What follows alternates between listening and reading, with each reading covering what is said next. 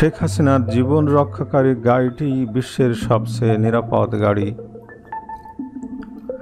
সামরিক বাহিনীর কোনো সাজোয়া যান নয়, সাধারণ চেহারা একটি গাড়ি 2004 সালের 21 আগস্ট বাঁচিয়ে দিয়েছিল তৎকালীন বিরোধী দলীয় নেত্রী শেখ হাসিনার প্রাণ। বুলেট কিংবা গ্রেনেড অথবা মাটির নিচের মাইন। মার্সিডিজ কোম্পানির তৈরি G63 AMG মডেলের জিপ গাড়িটির কাছেই সব কিছুই যেন দুর্ভেদ্য। কিভাবে বাংলাদেশে এলো বিশ্ব র্যাঙ্কিংয়ে 2-3 নম্বরে থাকা এই গাড়িটি জেনে নেই শুরুর কথা। সময়টা 2001 সাল। বিএনপি জামাত জোট সরকার ক্ষমতায় আসার পর তৎকালীন বিরোধী দলীয় নেত্রী শেখ হাসিনার নিরাপত্তা প্রটোকল তুলে নেওয়া হয়। জাতির জনক বঙ্গবন্ধু শেখ মুজিবুর রহমানের পরিবারের নিরাপত্তা ব্যবস্থা প্রত্যাহারের পাশাপাশি তার SSF প্রটোকল সরিয়ে নেওয়া হয়। মূলত এভাবেই নিরাপত্তাহীন করে দেওয়া হয় তাকে। পরবর্তীতে যা আরও স্পষ্ট হয়, এসবই ছিল সুদূর প্রসারী পরিকল্পনারই অংশ।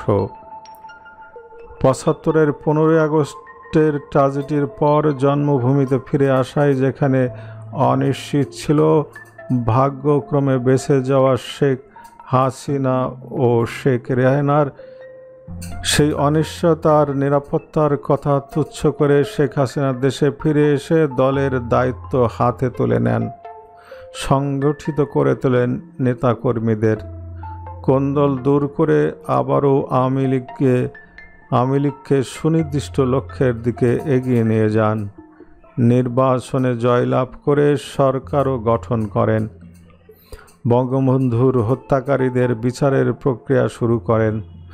যুদ্ধ অপরাধীদের বিচারের বিষয়ে এগিয়ে নিয়ে যান পরিকল্পনা। আর এসব দেখেই বিএনপি জামাত জোট সরকার তাকে সরিয়ে দেওয়ার পরিকল্পনা নতুন করে সাজাতে থাকে। কারণ ইতিপূর্বে শেখ হাসিনার উপর যতবারই হামলা করা হয়েছে, প্রতিবারই দলের কর্মীরা তাদের প্রাণ তুচ্ছ করে দেয়াল হয়ে দাঁড়িয়ে তাকে রক্ষা করেছেন। আর এ কারণেই 2001-এর পর তার সকল নিরাপত্তা ব্যবস্থা সরিয়ে নেওয়া হয়, যা দেখে চিন্তায় পড়ে যান আওয়ামী লীগের নেতৃবৃন্দ। শেখ হাসিনাকে ঘিরে বলয় তৈরি করে চলাফেরা করছেন নেতাকর্মীরা, তবুও তাদের ভাবনার শেষ নেই। এমন সময় এগিয়ে আসেন যুক্তরাজ্য আওয়ামী লীগের নেতৃবৃন্দ। তারা তহবিল গঠন করেন, সেই অর্থে একটি মার্সিডিজ G63 AMG মডেলের গাড়ি কিনে পাঠান শেখ হাসিনার জন্য। 2004 সালের 21 আগস্টের সেই বিকেলে বঙ্গবন্ধু এভিনিউতে যখন হামলা শুরু করে তৎকালীন সরকারের মদতপুষ্ট হামলাকারীরা, সে সময় শেখ হাসিনা গাড়িতে ওঠার পরও 3 দিক থেকে বেশ কিছু গ্রেনেড ছোড়া হয় গাড়িটিকে লক্ষ্য করে। এতে গাড়ির একটি চাকা পাংচার হয়। মেশিন গানের গুলিতে পেছনের জানালা ক্ষতিগ্রস্ত হয়, তবে গাড়িটি ঠিকই নিরাপদে গন্তব্যস্থলে পৌঁছায়। সেই গাড়ির ড্রাইভার ছিলেন শেখ হাসিনার ব্যক্তিগত ড্রাইভার আব্দুল মতিন। তিনি বলেন, নেত্রী গাড়ি থেকে বারবার নেমে যেতে চাইছিলেন, বলছেন, এখানে এত আহত নিহত মানুষ রেখে আমাকে নিয়ে যেও না, আমাকে নামিয়ে দাও, এখানে এদের দেখার মতো লোক নাই। তখন গাড়িতে থাকা তৎকালীন মহানগর আওয়ামী লীগের সাধারণ সম্পাদক মোফাজ্জল হোসেন চৌধুরী নেত্রীকে জানান, ওদের দেখার মতো লোক আছে, আগে আপনাকে বাঁচতে হবে। কিন্তু শেখ হাসিনা তাকে ধমক দিয়ে বলেন, আমাকে নিস না, আমি যাব না ওদের ফেলে রেখে।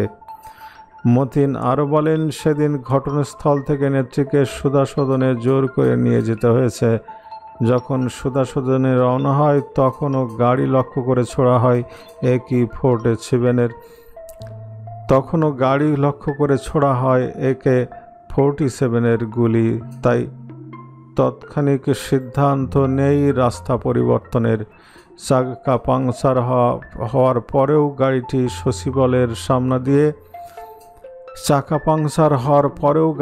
সচিবালয়ের সামনে দিয়ে দোয়েল চত্বর, পলাশীর মোড়, শহীদ মিনার, নিউ মার্কেট হয়ে সুধা সদনে পৌঁছায়। আমার উদ্দেশ্য ছিল রাস্তায় পরিস্থিতি বেতাল দেখলে গাড়ি বিডিআর সদর দপ্তরে ঢুকিয়ে দেব।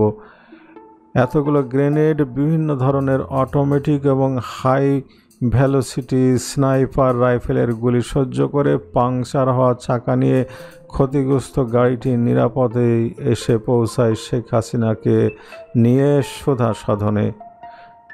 গাড়িতে ঢুকে পড়ার পর ভেতরে থাকা শেখ হাসিনা এবং তাকে নিরাপত্তার চাদরে রাখা নেতৃবৃন্দের গায়ে আঁচ লাগেনি। আর পরবর্তীতে এই গাড়ির পারফরম্যান্সে সন্তুষ্ট হয়ে আওয়ামী লীগ সরকার পরবর্তীতে আরও দুটি একই মডেলের গাড়ি ক্রয় করে। 21 আগস্টের সেই গাড়িটি বর্তমানে রাষ্ট্রীয় প্রোটোকলের কাজে ব্যবহৃত হয়, আর অপর দুটি ওয়াগন মাঝে মধ্যে প্রধানমন্ত্রী নিজে ব্যবহার করেন। দেখতে অতি সাধারণ মনে হলেও কাজে একেবারে অসাধারণ এই গাড়িটি। নিরাপত্তা ব্যবস্থার কথা বলতে গেলে এতে রয়েছে 360 ডিগ্রি কম্পোজিট মেটেরিয়াল।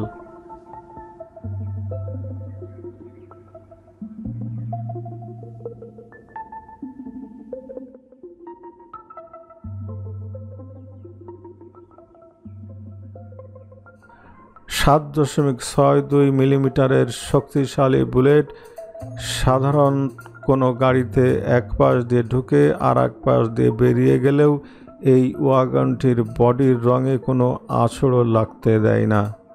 গ্রেনেডের বিপক্ষের ক্ষমতা 21 আগস্টেই প্রমাণিত। যদিও বর্তমানে আপগ্রেডেড ভার্সনে এখন আরও বেশি শক্তিশালী আর্মার্ড রয়েছে গাড়িটিতে।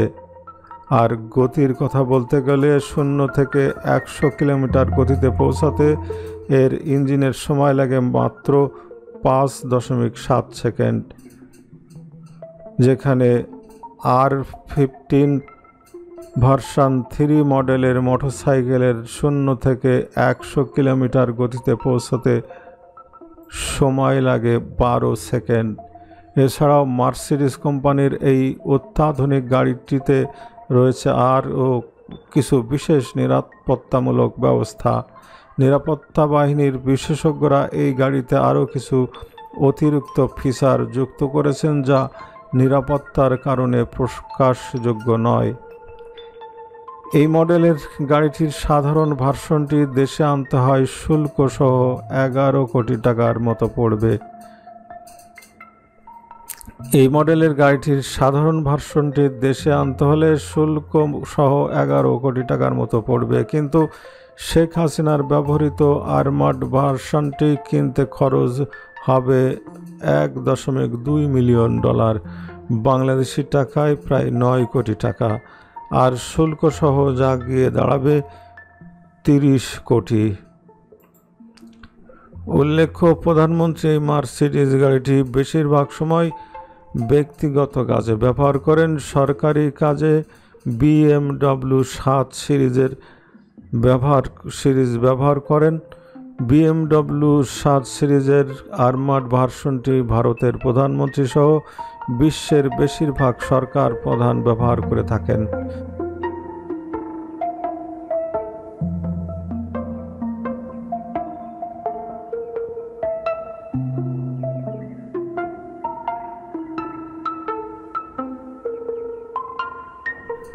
শেখ হাসিনার গাড়িটি যেভাবে ভিভিআইপি প্রোটোকলে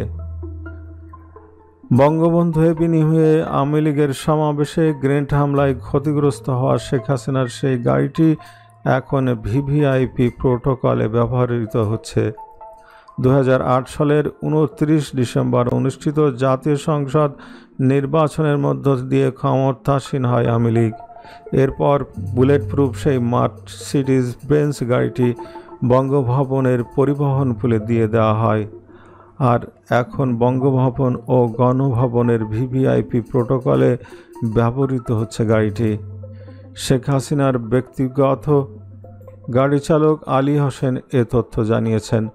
1987 সালের 10 নভেম্বর স্বৈরাচার বিরোধী আন্দোলন চলাকালে পুলিশের গুলিতে নিহত শহীদ নূর হোসেনের ভাই তিনি।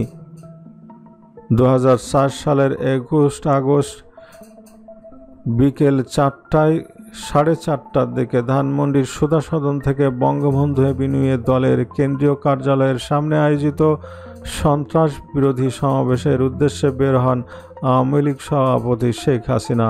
তার বাহন ছিল আকাশী রঙের মার্সিডিজ বেঞ্জ। নিরাপত্তার কথা চিন্তা করে যুক্তরাজ্য প্রবাসী রাজনৈতিক শুভাকাঙ্ক্ষীরা বুলেট প্রুফ মার্সিডিজ বেঞ্জ ওই গাড়িটি উপহার দিয়েছিলেন তাকে। ঘটনার দিন ওই গাড়িটিও তার জীবন রক্ষায় ভূমিকা রাখে। সমাবেশ শেষ হওয়ার আগে 5:22 3 দিক থেকে একযোগে গ্রেনেড হামলা চালায় জঙ্গিরা। গ্রেনেড হামলার পর শেখ হাসিনাকে গাড়িটিতে তোলা হলে এতেও হামলা চালানো হয়। হামলাকারীদের গুলিতে গাড়িটির চাকা পাংচার হয়ে যায়, গ্লাসও ক্ষতিগ্রস্ত হয়। আলী হোসেন বলেন, ওই দিন আওয়ামী লীগ সভাপতির গাড়িটি চালাচ্ছিলেন মতিন নামে একজন সরকারি চালক। সে সময় সংসদে বিরোধী দলীয় নেতা ছিলেন শেখ হাসিনা। আমরাও গাড়ি চালাতাম, তবে রোটেশন অনুযায়ী গাড়িটি সেদিন চালাচ্ছিলেন চালক মতিনের উদ্ধৃতি দিয়ে আলী হোসেন বলেন, গ্রেনেড হামলার পর মানব ঢাল তৈরি করে শেখ হাসিনাকে রক্ষার চেষ্টা করেন দলীয় নেতাকর্মীরা। হামলার এক পর্যায়ে আওয়ামী লীগ সভাপতিকে তার গাড়িতে তোলা হয়। নেত্রী সুধা সদনে যেতে চাইছিলেন না।